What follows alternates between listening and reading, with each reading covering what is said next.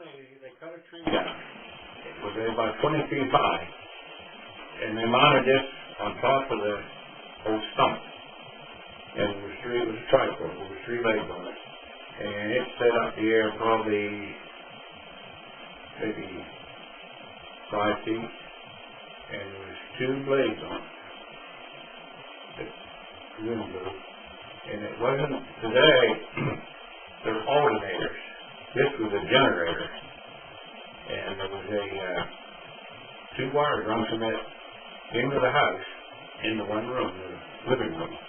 And they had a dresser in there, and in the bottom of this dresser they had 6-volt dry cell batteries, and there was a voltage regulator in there.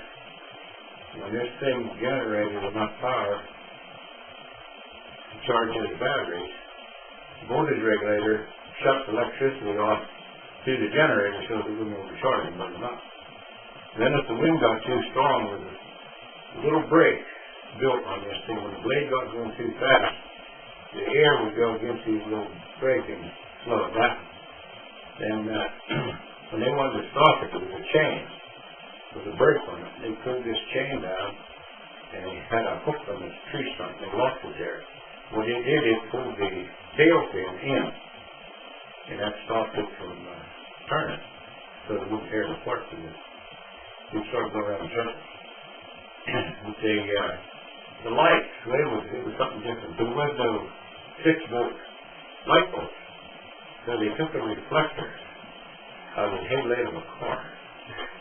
With the bulb in it from the headlight, big old bulb like this big. It wasn't the brightest thing in the world, but it was showed light.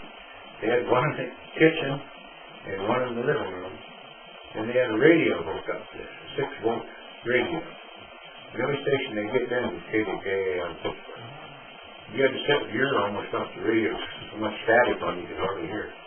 But it just fascinated me, because that was probably somewhere in the 40s.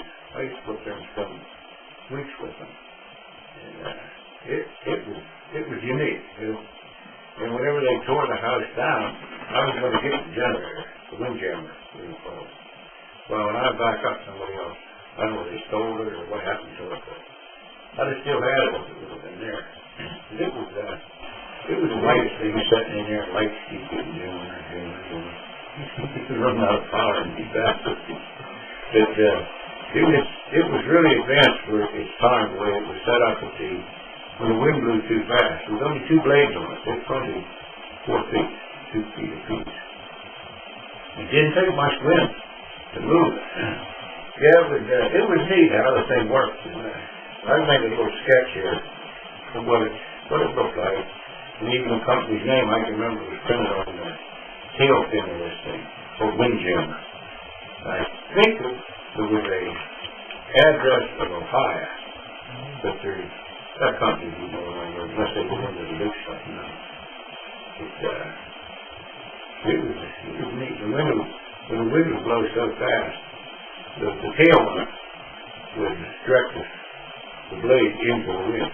Just like the... Do you know what year it would have been built? Oh, they moved there in the 30s. So it had to have been built somewhere in the 30s. But I have no idea. They might have bought it off the Sears and Roebuck. I don't know. Very possible. I know some of them needed to be oiled. Do you remember anything about that? Yeah, there was I can remember my uncle. There was a little grease fitting on the top of the cap on it. And they had to blow every once in a while. They packed that cap with grease. And then every once in a while they looked and they give it a little turn to put grease down in the shaft. That's how it was grease.